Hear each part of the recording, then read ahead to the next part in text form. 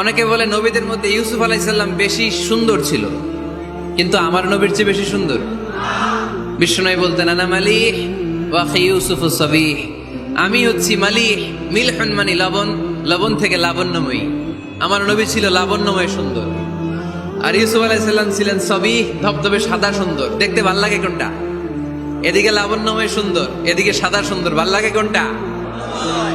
ইউসুফ আলাইহিস সালামের চেহারা দেখে মিশরের মেয়েরা এত সুন্দর নবী ইউসুফ আলাইহিস সালামকে দেখে লেবু কাটতে যে আঙ্গুল কেটে ফেলেছিল। কোরআনে এই কথা আছে না নাই? ওয়া কাত্তা'না আইদিয়াহুম, লেবু কাটতেছে, আর ওনারে দেখে লেবু কাটা শেষ, কিন্তু কাটা আর থামায় নাই, ওই এক টানে আঙ্গুল শেষ।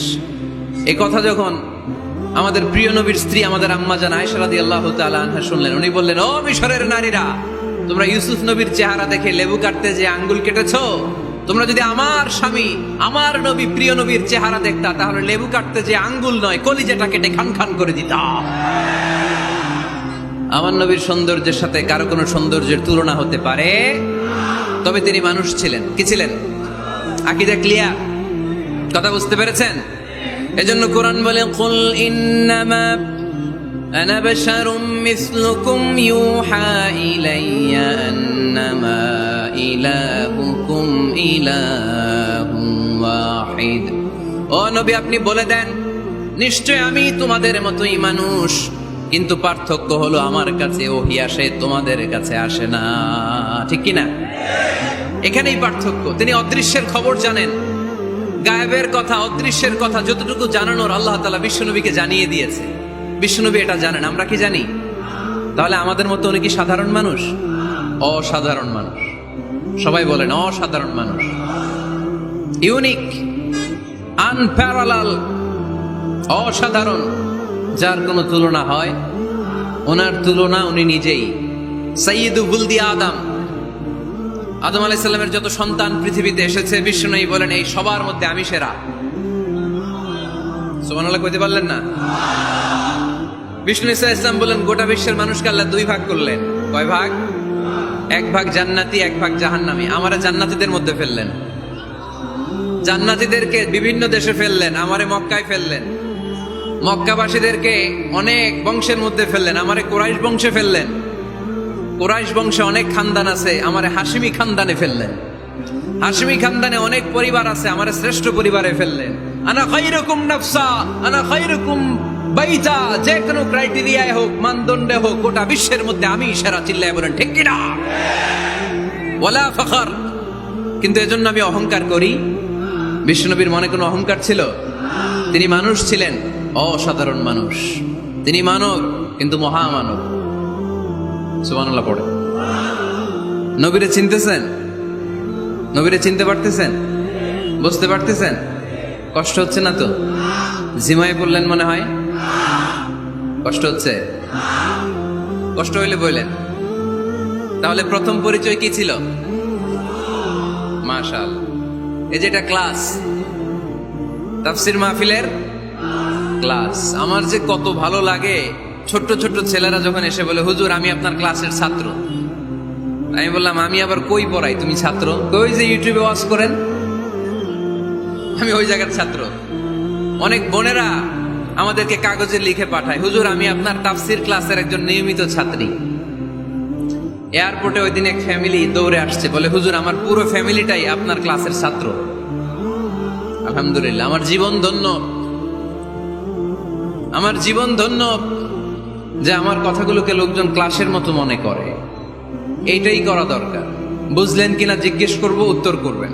যা বললাম আবার আপনারা শোনাবেন। এক পক্ষের কথা হইলে ঝামেলা আছে না নাই?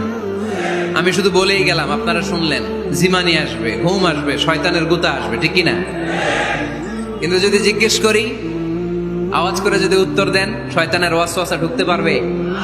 আর এখানে তো সব ইয়াং, শয়তান আসবে কোত্থেকে? ওদের এক একটা তাকবীর দিলে বঙ্গোপসাগরে যে ইবলিশ যে পড়বে। তাহলে আমার নবীর প্রথম পরিচয় তিনি রাসূলুল্লাহ, ঠিক কিনা? তিনি রাসূল ছিলেন। দ্বিতীয় পরিচয় শেষ নবী। 3 নাম্বার পরিচয় তিনি মানুষ ছিলেন। কি ছিলেন? অসাধারণ মানুষ। 4 নাম্বার পরিচয়, আমার নবী কখনো মন গড়া কিছু বলতেন না। খেয়াল করে শুনবেন, আমার নবী মন গড়া কিছু বলতেন? ওনারা সব শিখাই দিত কে? ওনার শিক্ষক কে? পৃথিবীর কোন মানুষের কাছে উনি পড়ছেন? ওনার লেখাপড়া করা লাগে?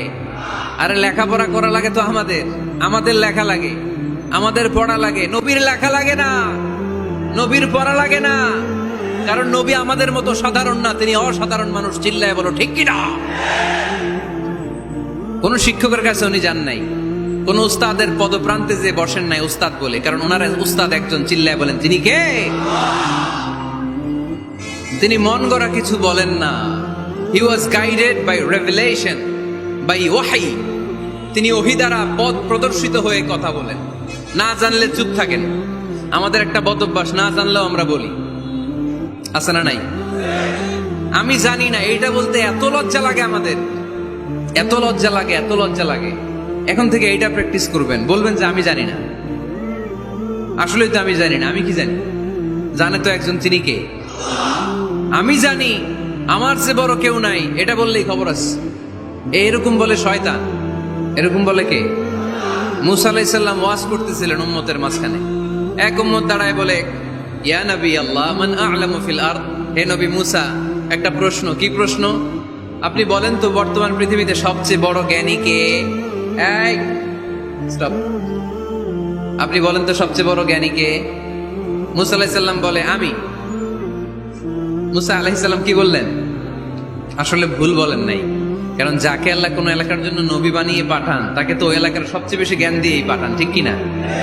কিন্তু আল্লাহ চেয়েছেন মুসা আলাইহিস সালাম এইভাবে না বলে যদি এরকম বলতো, আল্লাহু আ'লাম, আল্লাহ বেশি জ্ঞানী, তাহলে আল্লাহ বেশি খুশি হতেন। যখনই বললেন আমি, আল্লাহ ডেকে বললেন, মুসা নো, তুমি সবচেয়ে বেশি বড় জ্ঞানী না। ইযহাব ইলা মাজমাইল বাহরাইন, দুই সাগরের মিলনস্থলে একটা জায়গা আছে, ওখানে আমার এক বান্দা আছে যে তোমার চাইতেও জ্ঞানী। ইসমুহু খদির, তার নাম খদির, যারা আমরা বাংলায় বলি খিজির। খিজির আলাইহিস সালাম বলি না, আসলে ওনার নাম কি? খদির। খদির মানে এভারগ্রিন, সবুজ। উনি কোন জায়গায় বসলে ওইখানকার হলুদ ঘাসগুলো মুহূর্তে সবুজ হয়ে যেত। গাছপালা না জন্মালে ওদিক দিয়ে হাঁটলে সবুজ গাছপাতা জন্মাতে শুরু করতো। তাই কখনো বলা যাবে না আমি সব জানি। সব জানে একজন, তিনি কে? আমার নবীর 4 নাম্বার পরিচয়, উনি মন গড়া কোনো কথা বলতে জানতেন। নবীরা মন গড়া কিছু বলে? কোন নবীর কথার সাথে কোনো বৈপরীত্য আছে? আপনারা এরকম কি শুনেছেন, এক নবী বলছে আল্লাহ আছে, আরেক নবী এসে বলছে না, আল্লাহ নাও থাকতে পারে? এমনকি কখনো হয়েছে কোন নবী এসে বলেছে আখেরাত আছে, আরেক নবী এসে বলেছে না, আখেরাত নাও হইতে পারে? কথা কন। তার মানে নবীরা মন গড়া বলে না, ফলে নবীদের কথার বৈপরীত্য নাই। কিন্তু কবিদের কথার বৈপরীত্য আছে না নাই? দার্শনিকদের কথার অমিল আছে না নাই? এক দার্শনিক বলে মানুষ পেট সর্বস্ব জীব, মানুষের বড় সমস্যা পেট সমস্যা, এটা ঠিক হলে সব ঠিক। আরেক দার্শনিক এসে বলে না, মানুষের সেক্স সমস্যা বড় সমস্যা, যৌন সমস্যা, এটা ঠিক করে দিলে সব ঠিক। আরেকজন এসে বলে না, পেটও না, যৌন সমস্যাও না, মানুষ আসলে মানুষই না, মানুষ হইল বান্দর। তাহলে দেখেন, 3 দার্শনিক 3 কথা বলছে, ঠিক কিনা? কিন্তু পৃথিবীতে যে লক্ষাধিক নবী, একজনের কথার সাথে আরেকজনের কথার কোনো অমিল আছে? কারণ নবীরা দার্শনিকদের মতো মন মস্তিষ্ক প্রসূত মন গড়া কথা বলে না।